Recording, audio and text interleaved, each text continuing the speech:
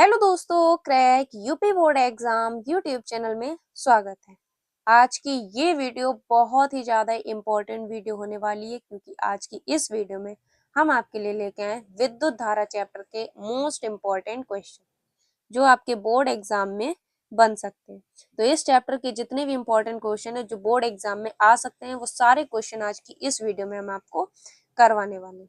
ये one shot आपके लिए बहुत ही ज्यादा इंपॉर्टेंट वन शॉट है। इसमें सारे मोस्ट इंपॉर्टेंट क्वेश्चन आपको करवाए जाएंगे। तो इस वीडियो को बिल्कुल भी स्किप नहीं करना है। वीडियो को पहली बार देख रहे हो तो चैनल को सब्सक्राइब कर लीजिए और इस वीडियो को लाइक कीजिए।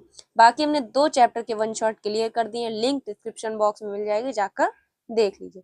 और जो डेरिवेशन की प्लेलिस्ट चल रही थी उसमें हमने 12 डेरिवेशन इंपॉर्टेंट कंप्लीट कर दिए। तो वो 12 derivation very very important derivation है, बोर्ड परीक्षा के लिए बहुत ही ज्यादा इंपॉर्टेंट। 20 नंबर आपके वहां से कंप्लीट हो सकते हैं।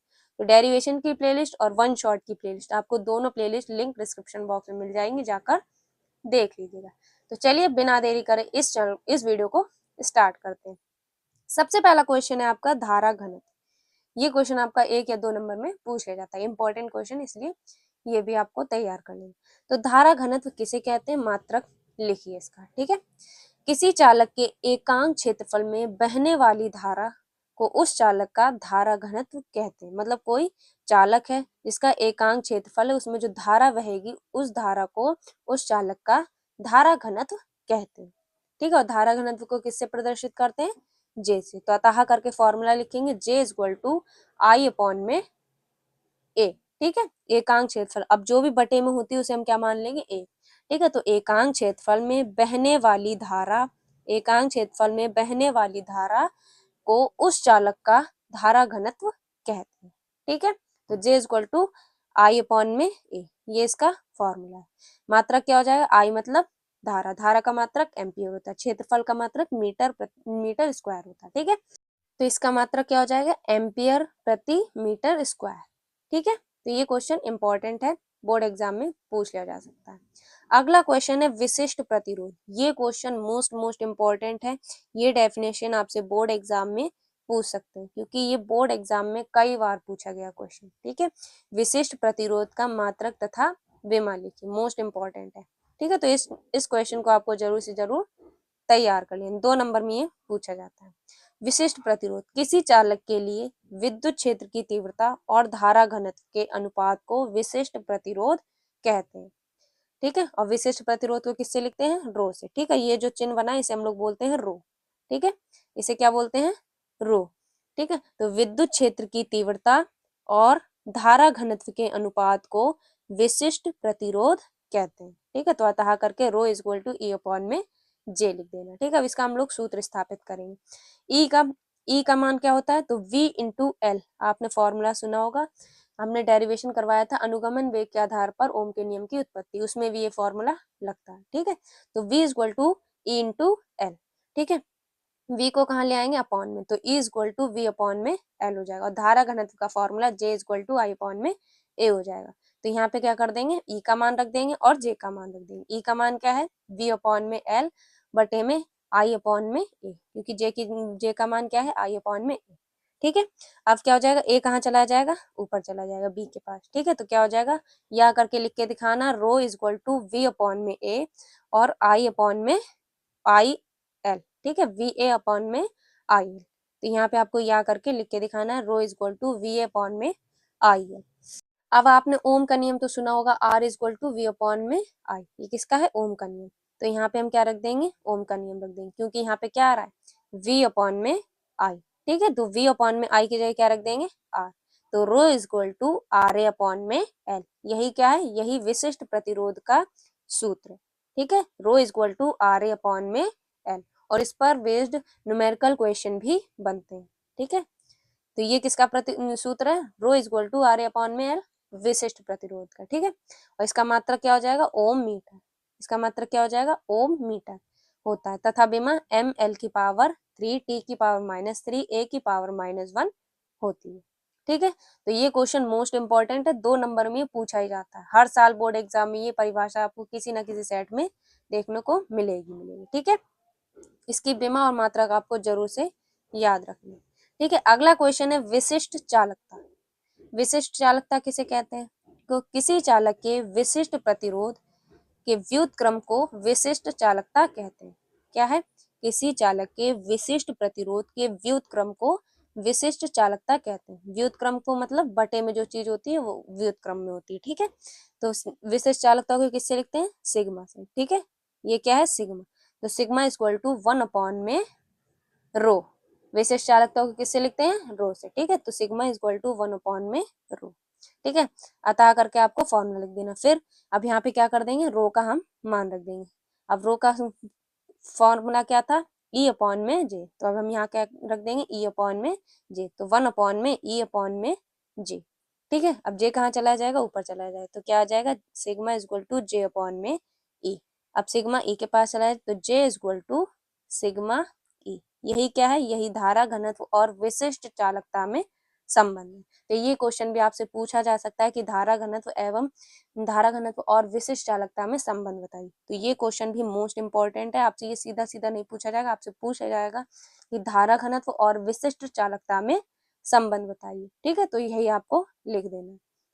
फिर यहाँ पे इसका मात्रक क्या हो जाएगा? इसका मात्रक है ओम इनवर्स 1 मीटर इनवर्स 1, ठीक है। माइन उसके बाद इसकी विमा हो जाएगी m की पावर -1, l की पावर -3, t की पावर 3, a की पावर 2। ये इसकी विमा हो गई। याद रखिएगा, विमा और मात्रक आपके सबको याद होनी चाहिए क्योंकि MCQ में भी क्वेश्चन बन जाता है, ठीक है। तो ये दोनों क्वेश्चन तो आपके मोस्ट इंपॉर्टेंट है, विशिष्ट प्रतिरोध और विशिष्ट चालकता, ठीक है। विशिष्ट चालकता आपसे पूछ सकता है कि धारा घनत्व और विशिष्ट चालकता में संबंध बताइए। और विशिष्ट प्रतिरोध आपसे डायरेक्ट पूछ लिया जाता है, ठीक है। तो ये क्वेश्चन इंपॉर्टेंट है, ठीक है। अगला क्वेश्चन है आपका ओमीय तथा अनओमीय परिपथ। ओमीय परिपथ किसे कहते हैं तथा अनओमीय परिपथ किसे कहते हैं? इंपॉर्टेंट क्वेश्चन ये पूछ सकते हैं।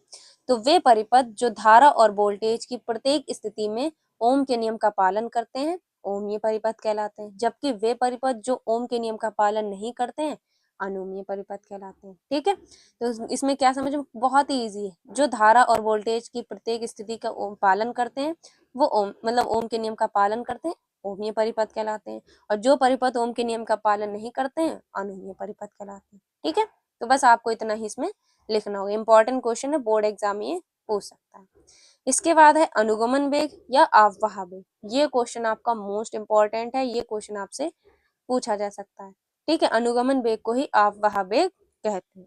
तो किसी चालक में मुक्त इलेक्ट्रॉन धातु के धन आयन से टकराकर अपना वेग खो देते हैं। मतलब कोई चालक है जो मुक्त इलेक्ट्रॉन धातु के धन आयन से, मतलब कोई धातु का धन आयन है उससे टकराते हैं तो वो अपना वेग खो देते हैं, जिससे मुक्त इलेक्ट्रॉन को बहुत कम ही वेग प्राप्त हो पाता है, ठीक है। यहाँ पे लिखा नहीं है, जिससे मुक्त इलेक्ट्रॉन को वेग बहुत कम प्राप्त हो पाता है, ठीक है। इस सूक्ष्म वेग को ही अनुगमन वेग कहते हैं, ठीक है। इसे हम लोग VD से प्रदर्शित करते हैं, ठीक है। किससे प्रदर्शित करते हैं? VD से प्रदर्शित करते हैं, ठीक है। इसका पूरा नाम है ड्रिफ्ट वेलोसिटी, इसलिए हम लोग इसे VD से प्रदर्शित करते हैं। तो बहुत ही ईजी है। मतलब कोई चालक है, किसी चालक के मुक्त इलेक्ट्रॉन धातु के धनायन से टकराकर अपना वेग खो देते हैं, जिससे मुक्त इलेक्ट्रॉन को बहुत कम, यहाँ पे बहुत कम हो जाएगा, ठीक है, बहुत कम वेग प्राप्त हो पाता है। इस सूक्ष्म वेग को ही अनुगमन वेग कहते हैं, इसे VD से प्रदर्शित करते हैं, ठीक है। तो ये क्वेश्चन भी आपका इंपॉर्टेंट है, ये 2 नंबर में आपसे पूछा जा सकता है, ठीक है। इसके बाद है आंतरिक प्रतिरोध। आंतरिक प्रतिरोध भी मोस्ट इंपॉर्टेंट है, ये 3 नंबर में आपसे पूछा जा सकता है, ठीक है। आंतरिक प्रतिरोध किसे कहते हैं और ये किन किन कारकों पर निर्भर करता है, इस टाइप से ये पूछा जाएगा। तो ऐसा प्रतिरोध जो धारा के मार्ग पर रुकावट उत्पन्न करता है, आंतरिक प्रतिरोध कहलाता है। बहुत ही ईजी, मतलब कोई ऐसा प्रतिरोध है जो धारा के मार्ग पर रुकावट डालता है, ठीक है, उसे हम लोग आंतरिक प्रतिरोध कहते हैं। बस इतना आपको लिख देना परिभाषा में। उसके बाद इसका मान निम्न कारकों पर निर्भर करता है। किस किस पर निर्भर करता है? प्लेटों के बीच की दूरी पर, प्लेटों के क्षेत्रफल और प्लेटों के बीच भरे पदार्थ की सांद्रता के समान निर्भर करता है, ठीक है। तो ये 3 चीजों पर निर्भर करता है, प्लेटों के बीच भरे पदार्थ पर, प्लेटों के बीच की क्षेत्रफल और दूरी पर, ठीक है। तो कैसे लिखेंगे? आपको लिखना होगा इसका मान निम्न कारकों पर निर्भर करता है। पहला पॉइंट डाल के लिखेंगे आंतरिक प्रतिरोध का मान प्लेटों के बीच भरे पदार्थ की सांद्रता के समानुपाती है, ठीक है। उसके बाद दूसरा, आंतरिक प्रतिरोध का मान प्लेटों के क्षेत्रफल के व्युत्क्रमानुपाती होता है, ठीक है। प्लेटों के बीच प्लेटों के क्षेत्रफल के व्युत्क्रमानुपाती होता है। इसके बाद तीसरा, आंतरिक प्रतिरोध का मान प्लेटों के बीच की दूरी के समानुपाती होता है। ठीक है, तो ये क्वेश्चन भी आपका इंपॉर्टेंट, ये तीन चीजों पर निर्भर करता है। किस पर? प्लेटों के बीच भरे पदार्थ की सांद्रता के समानुपाती और प्लेटों के बीच की क्षेत्रफल के व्युत्क्रमानुपाती और प्लेटों के बीच की दूरी के समानुपाती होता है। ठीक है, तो ये क्वेश्चन आपका इंपॉर्टेंट है, बोर्ड एग्जाम में अगर ये पूछा जाएगा तो 3 नंबर में आपसे पूछा जाएगा। ठीक है, तो बहुत ही इजी क्वेश्चन है। क्या लिखना है आपको? ऐसा प्रतिरोध जो धारा के मार्ग पर रुकावट डालता है आंतरिक प्रतिरोध कहलाता है। ठीक है, इसका मान निम्न कारकों पर निर्भर करता है: प्लेटों के बीच भरे पदार्थ, प्लेटों के क्षेत्रफल और प्लेटों की दूरी के। ठीक है, बस इतना आपको लिख देना। इसके बाद अगला इंपॉर्टेंट क्वेश्चन है आपका, अनुगमन वेग के आधार पर ओम के नियम की उत्पत्ति। ये डेरिवेशन आपका वेरी वेरी इंपॉर्टेंट है और ये 100% बोर्ड 2026 में पूछा ही जाएगा, क्योंकि इस चैप्टर से सबसे ज्यादा इंपॉर्टेंट क्वेश्चन यही है। हर साल बोर्ड एग्जाम में ये क्वेश्चन आपका पूछा गया, तो इस क्वेश्चन को आपको जरूर से जरूर तैयार कर लेना है। ये सिर्फ एक डेरिवेशन है जो आपके 5 नंबर इस चैप्टर से कंप्लीट करवाए, क्योंकि इस चैप्टर में सिर्फ एक ही डेरिवेशन है जो कि बहुत ही ज्यादा इंपॉर्टेंट है। ठीक है, ये आपसे पूछा जा सकता है अनुगमन वेग के आधार पर ओम के नियम की उत्पत्ति, या अववाह वेग के आधार पर ओम के नियम की उत्पत्ति, या मुक्त इलेक्ट्रॉन के आधार पर ओम के नियम की उत्पत्ति। ठीक है, 3 टाइप से ये पूछ सकता है। ये 5 नंबर आपके 100% बोर्ड एग्जाम में कंप्लीट करवाएगा। ठीक है, तो इस चैप्टर का सबसे ज्यादा मोस्ट इंपॉर्टेंट क्वेश्चन जो कि लगातार बोर्ड परीक्षा में पूछा गया। तो चलिए इस डेरिवेशन को सॉल्व करते हैं। तो चूंकि हम जानते हैं धारा तथा अनुगमन वेग में संबंध I = NAVDE। ठीक है, ये धारा और अनुगमन वेग में संबंध है। तो इसे हमने क्या बना लिया? इसे हमने बना ली समीकरण A। माना कोई चालक जिसकी लंबाई क्या है? L है। ठीक है, तथा इसके सिरों का विभवांतर क्या है? B। तब इस चालक के कारण उत्पन्न वैद्युत क्षेत्र की तीव्रता। अभी हमने जो फॉर्मूला बनाया था B = E × L। ठीक है, ये वही फॉर्मूला है। L कहाँ, V कहाँ जाएगा? अपॉन में, तो E और ये इधर आ जाएगा, तो क्या हो जाएगा? E = V अपॉन में L। तो ये किसका फॉर्मूला है? इस चालक के कारण उत्पन्न वैद्युत क्षेत्र की तीव्रता का फॉर्मूला है। ठीक है, अब क्या करेंगे? अब हमने वैद्युत क्षेत्र की तीव्रता निकाल ली। अब इस वैद्युत क्षेत्र की तीव्रता के कारण हम निकालेंगे विद्युत बल। ठीक है, वैद्युत क्षेत्र की तीव्रता निकाली, अब इस वैद्युत क्षेत्र की तीव्रता के कारण हम निकालेंगे वैद्युत बल। तो यहाँ पर आपको लिख के दिखाना होगा, इस तीव्रता के कारण लगने वाला वैद्युत बल। वैद्युत बल का फॉर्मूला क्या हो जाएगा? F = E × small e। ठीक है, ये वैद्युत बल का फॉर्मूला है। जैसे हमने लगाया बस आपको ऐसे ही सेम एज इट इज लगाना है। ठीक है, इसके बाद या करके आपको लिख के दिखाना है। अब यहाँ पे क्या कर देंगे? जो कैपिटल E है इसमें हम यहाँ पे वैद्युत क्षेत्र की तीव्रता का मान पुट कर देंगे। ठीक है, तो F = अब E का मान क्या है? V अपॉन में L, और गुणे में क्या चल रहा है? Small e। ठीक है, ये मान हो जाएगा। ठीक, तो या करके आप इसे सही से लिख देंगे F = EV अपॉन में L। ये क्या निकला है? विद्युत बल निकला है। अब हमने तीव्रता निकाल ली, विद्युत बल निकाली। सबसे पहले क्या किया? वैद्युत क्षेत्र की तीव्रता निकाली, जिसके कारण हमने क्या निकाल लिया? विद्युत बल निकाल लिया। अब विद्युत बल निकला है, अब विद्युत बल के कारण हम निकालेंगे त्वरण, एक्सेलरेशन। ठीक है, तो लिख के दिखाएंगे, इस बल के कारण उत्पन्न त्वरण A हो तब। तो उत्पन्न त्वरण के लिए फॉर्मूला कौन सा लगाएंगे?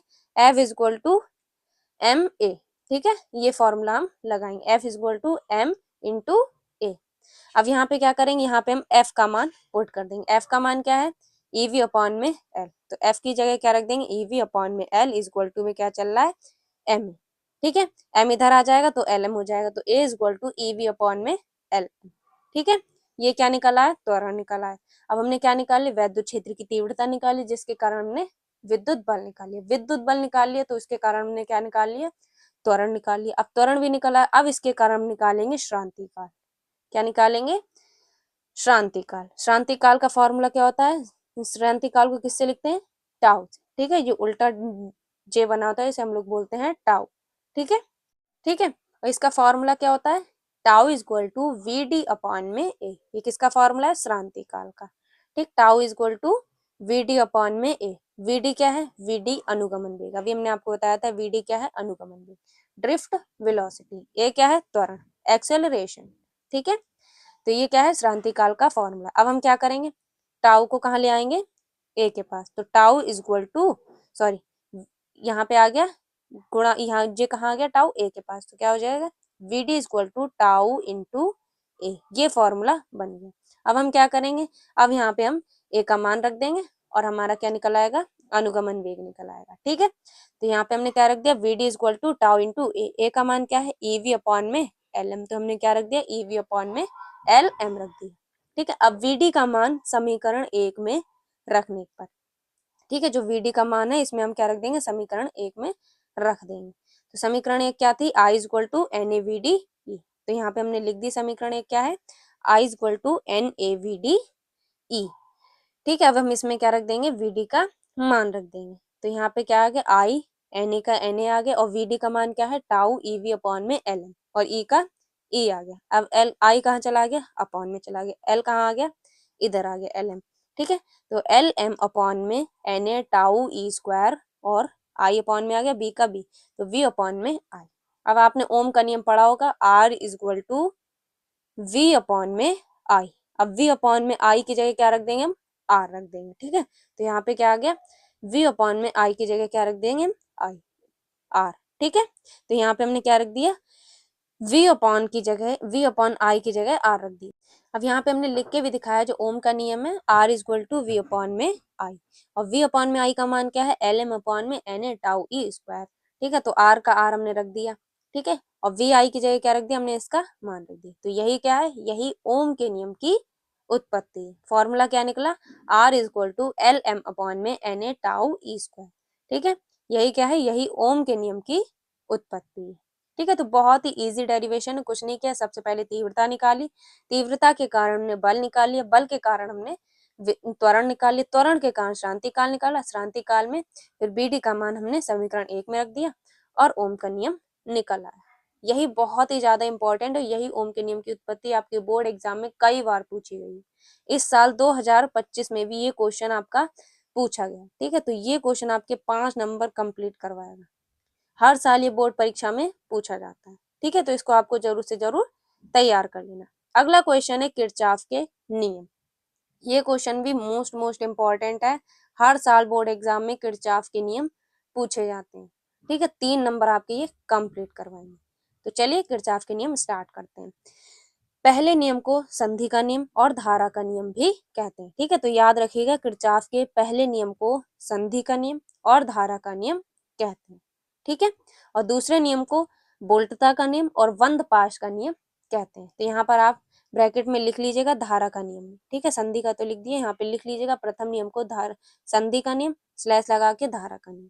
ठीक है, तो पहला नियम क्या होता है, इस नियम के अनुसार किसी संधि पर मिलने वाली सभी धाराओं का बीजगणितीय योग शून्य होता है। जो धाराएं संधि की ओर उन्हें सदैव धनात्मक और जो धाराएं संधि से दूर जाती हैं उन्हें सदैव ऋणात्मक लेते हैं। अब ये देखिए ये डायग्राम, इससे आप समझ जाएंगे ये क्या है, संधि। ठीक है, ठीक है, ये क्या है, संधि। तो यहाँ पर ये संधि लिखा है, संधि पर मिलने वाली सभी धाराओं का बीजगणितीय, तो ये संधि है। इस पर ये क्या है, धारा, इसमें धाराएं बह रही होंगी A1 sorry I1 I2 I6। इसके बाद अगला क्वेश्चन है किरचॉफ के नियम।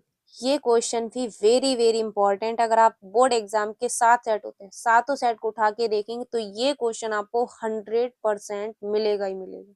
1 या 2 सेटों में ये क्वेश्चन आपको मिलेगा ही मिलेगा। किरचॉफ के नियम मोस्ट इंपॉर्टेंट है, हर साल बोर्ड परीक्षा में ये पूछे जाते हैं। ठीक है, तो किरचॉफ ने निम्न 2 नियम प्रस्तुत किए। पहला नियम जिसे हम लोग संधि का नियम और धारा का नियम भी कहते हैं। ठीक है, तो ब्रैकेट में धारा का नियम भी यहाँ पर लिख लीजिए। ठीक है, तो पहले नियम को संधि का नियम और धारा का नियम कहते हैं। ठीक है, तो पहला नियम क्या होता है, इस नियम के अनुसार किसी संधि पर मिलने वाली सभी धाराओं का बीजगणितीय योग शून्य होता है। जो धाराएं संधि की ओर जाती हैं उन्हें धनात्मक और जो धाराएं संधि से दूर जाती हैं उन्हें ऋणात्मक लेते हैं। ठीक है, तो डायग्राम देख लेते हैं। किसी संधि पर मिलने वाली, अब ये क्या है, संधि। ठीक है, किसी संधि पर मिलने वाली सभी धाराओं का योग, इस पर मिलने वाली जो सभी धाराएं, इसका जो बीजगणितीय योग होगा वो क्या होगा, शून्य होगा। बीजगणितीय योग मतलब सिग्मा। ठीक है, बीजगणितीय जो योग होगा वो क्या होगा, शून्य होगा। ठीक है, तो ये जो दिख रहा है इसे हम लोग बोलते हैं संधि। ठीक है, संधि पर मिलने वाली सभी धाराओं का बीज गणितीय जो योग होता है वो क्या होता है, शून्य होता है। यही क्या है, किरचॉफ का पहला नियम। इसके बाद जो धाराएं संधि की ओर जा रही हैं, जैसे ये दिख रही है, ठीक है, ये I1 जो जा रही है संधि की ओर जा रही है, I2 भी संधि की ओर जा रही है और I3 भी संधि की ओर जा रही है, तो इसे हम क्या ले लेंगे, प्लस ले लेंगे, मतलब धनात्मक ले लेंगे। और जो धाराएं संधि से दूर जा रही उन्हें हम ऋणात्मक लेते हैं। ठीक है, तो ये याद रखिएगा, जो धाराएं संधि से दूर जाती हैं उन्हें ऋणात्मक लेते हैं, जो धाराएं संधि से संधि की ओर आती हैं उन्हें धनात्मक लेते हैं। यही किरचॉफ का पहला नियम, जिसे हम लोग धारा का नियम और संधि का नियम भी कहते हैं।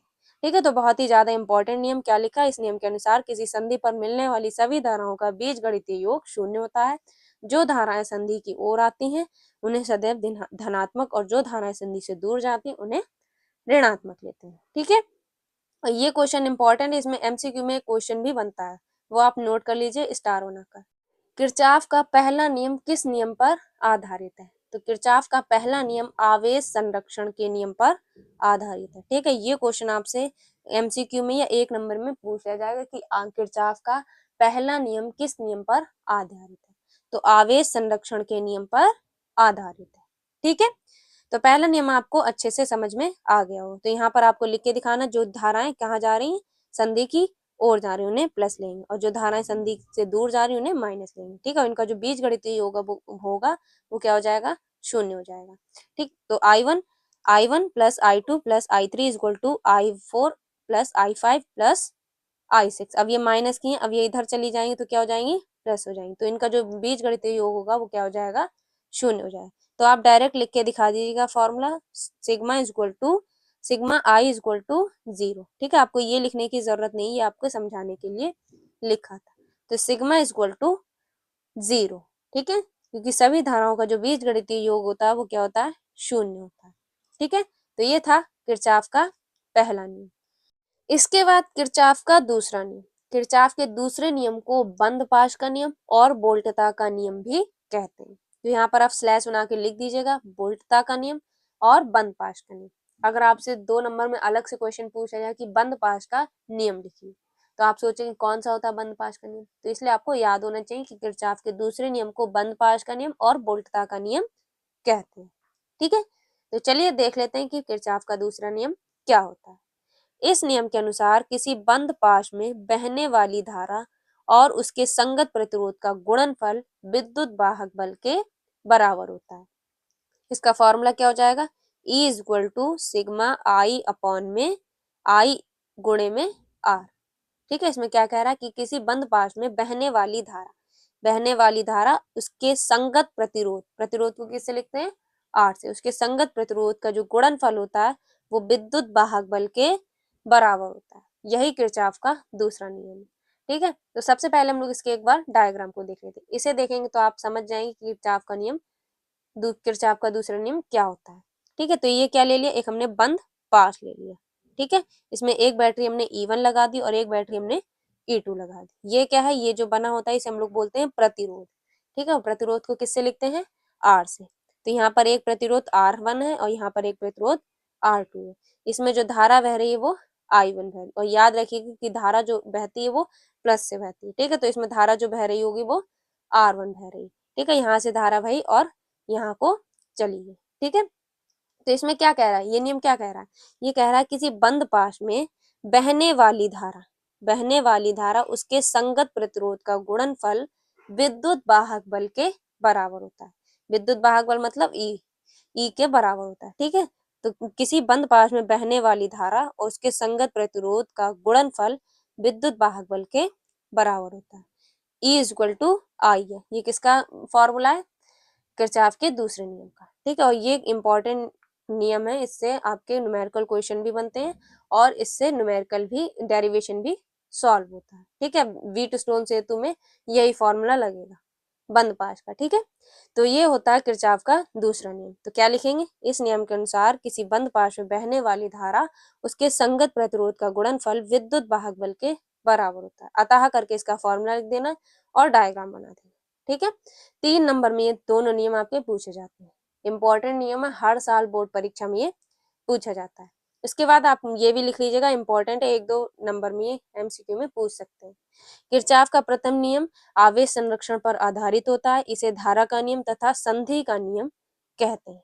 ठीक है, इसे धारा का नियम तथा संधि का नियम भी कहते हैं। ठीक है, उसके बाद जो द्वितीय नियम होता है किरचॉफ का, वो ऊर्जा संरक्षण पर आधारित है, जिसे वोल्टता का नियम तथा बंद पाश का नियम कहते हैं। ठीक है, तो याद रखिएगा ये दोनों क्वेश्चन आपसे बोर्ड एग्जाम में 1 या 2 नंबर में पूछ ले जा सकते हैं कि किरचॉफ का पहला नियम किस पर आधारित होता है, आवेश के संरक्षण के नियम पर आधारित होता है, दूसरा नियम ऊर्जा संरक्षण पर आधारित होता है। ठीक है, तो ये आपको याद रखना है। इसके बाद अगला क्वेश्चन है व्हीट स्टोन सेतु। ये क्वेश्चन भी मोस्ट इंपॉर्टेंट क्वेश्चन है, ये बोर्ड एग्जाम में 5 नंबर में लॉन्ग में पूछा जाता है। तो व्हीट स्टोन सेतु मोस्ट इंपॉर्टेंट क्वेश्चन है। ठीक है, तो सबसे पहले डायग्राम को देख लेते हैं। तो हमने क्या ले ली, एक वर्गाकार आकृति ले ली। ठीक है, वर्गाकार आकृति ले ली जिसमें हमने क्या रखा, 4 प्रतिरोधों को रखा है। एक प्रतिरोध है P Q R S। ठीक है, 4 प्रतिरोध ले लिए। ठीक है, इसमें हमने क्या लगा दी, एक विकर्ण हमने डाल दी। ठीक है, ये क्या है, एक हमने विकर्ण डाल दी जिसमें हमने एक गैल्वेनोमीटर मतलब धारा मापी लगा दी जिसे हम लोग G से लिखते हैं।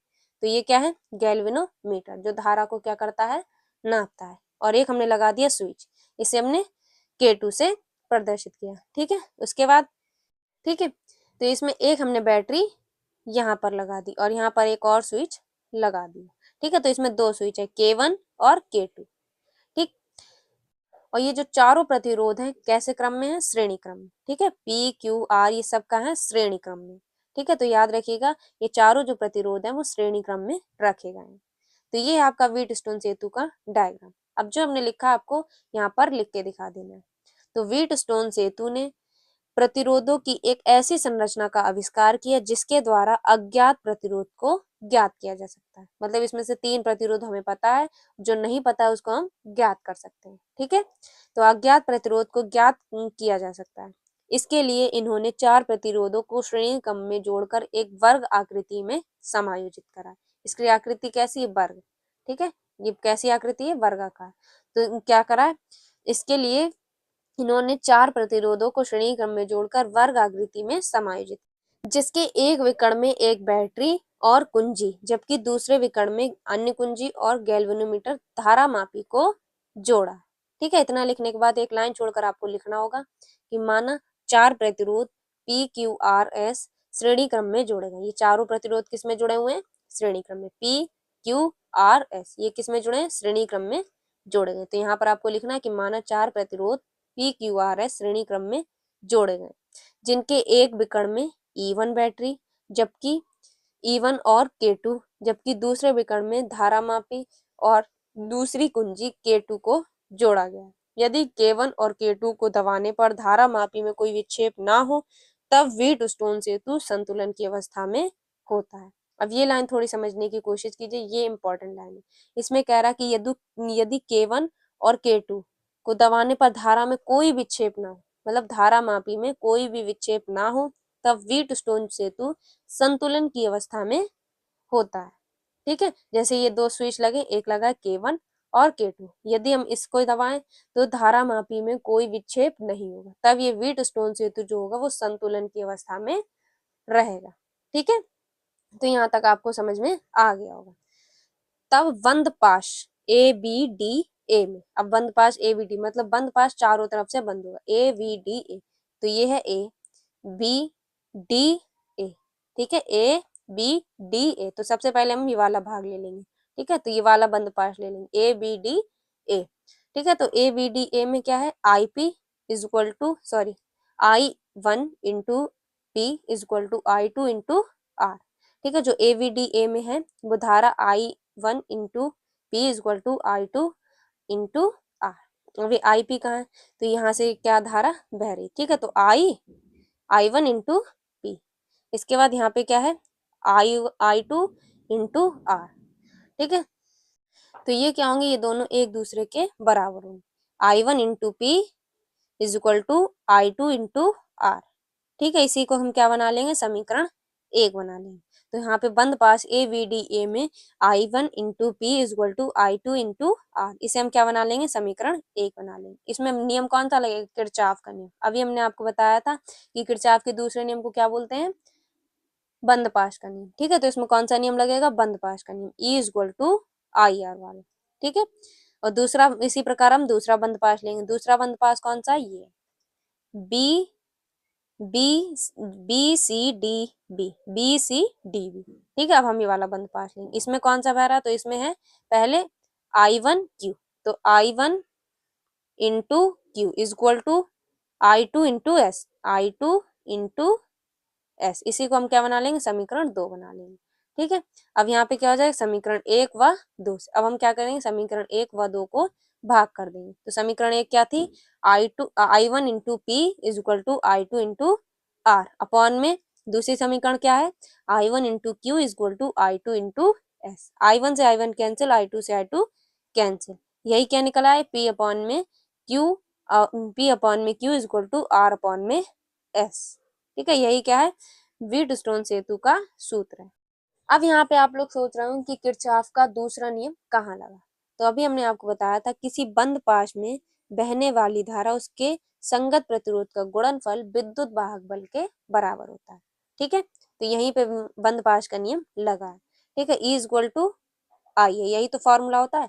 और बंद पाश हमने कौन सा लिया, A B D A B D A. ठीक है, तो ए बी डी हमने लिया, इसमें धारा कौन सी बह रही थी, I1। ठीक है, यहाँ पे प्रतिरोध क्या था, P, तो क्या लिख लिया, I1 इंटू पी, यहीं पे किरचॉफ का नियम लगा। कैसे लगा, सुनिए, किसी बंद पास, ये बंद पास था, किसी बंद पास में बहने वाली धारा I1 और उसके संगत प्रतिरोध P, किसी बंद पास में बहने वाली धारा I1 उसके संगत प्रतिरोध P का गुणनफल विद्युत वाहक बल के बराबर होता है।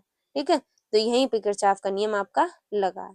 तो I1 into P is equal to I2 into R. अब ये दोनों बराबर कैसे हैं, E कहाँ गया, तो E is equal to I R. अब पहले R1 के लिए निकालेंगे धारा, उसके बाद दो के लिए निकालेंगे, यही क्या बन गई, समीकरण 1 और 2 बन गई। तब समीकरण 1 व 2 को भाग देंगे, मतलब बराबर करेंगे, तो I1 into P is equal to I1 I2 into R हो जाएगा। तो ये क्या हो जाएंगे, एक दूसरे के बराबर हो जाएंगे। ठीक है, तो यहीं पे आपका किरचॉफ का नियम लगा है।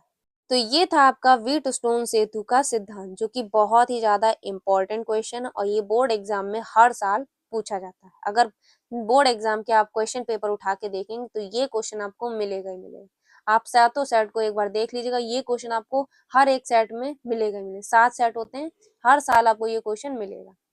ठीक है, तो ये क्वेश्चन इंपॉर्टेंट है। अब इसमें बात कर लें कि सबसे ज्यादा मोस्ट इंपॉर्टेंट क्वेश्चन है जो आपके हर साल बोर्ड एग्जाम में आते ही आते हैं। तो सबसे पहला क्वेश्चन है विशिष्ट प्रतिरोध। हर साल बोर्ड एग्जाम में आते हैं, 7 सेट है, तो एक सेट में तो ये क्वेश्चन मिलेगा ही मिलेगा। ठीक है, इसके बाद है धारा घनत्व एवं विशिष्ट चालकता में संबंध, ये भी पूछ लिया जाता है। ठीक है, आप वेग भी इंपॉर्टेंट क्वेश्चन है, आंतरिक प्रतिरोध भी इंपॉर्टेंट है। इधर ये तो सबसे ज्यादा मोस्ट इंपॉर्टेंट क्वेश्चन, 101% ये लगातार बोर्ड परीक्षा में पूछा जाता है। और किरचॉफ का नियम भी इसी टाइप से, और व्हीटस्टोन सेतु भी इसी टाइप से। ये 3 लास्ट के क्वेश्चन तो वेरी वेरी इंपॉर्टेंट है और तीनों लॉन्ग में पूछे जाते हैं। ठीक है, तो ये तीनों लास्ट के लॉन्ग क्वेश्चन आपके 10 से 5 नंबर कंप्लीट करवाएंगे। ठीक है, तो इन तीनों को आपको जरूर से जरूर तैयार करना। बाकी इस चैप्टर के जितने भी हमने क्वेश्चन करवाए ये सभी इंपॉर्टेंट है, ये इस साल 2026 में पूछे जा सकते हैं। ठीक है, तो इस चैप्टर के जितने भी इंपॉर्टेंट क्वेश्चन बने आज की इस वीडियो में कंप्लीट करवा दी। ये वीडियो आपको कैसी लगी एक बार कमेंट बॉक्स में बताइएगा, और डेरिवेशन की जो प्लेलिस्ट है वो लिंक डिस्क्रिप्शन बॉक्स में मिल जाएगी, जाकर पूरी प्लेलिस्ट आपको देख लेंगे।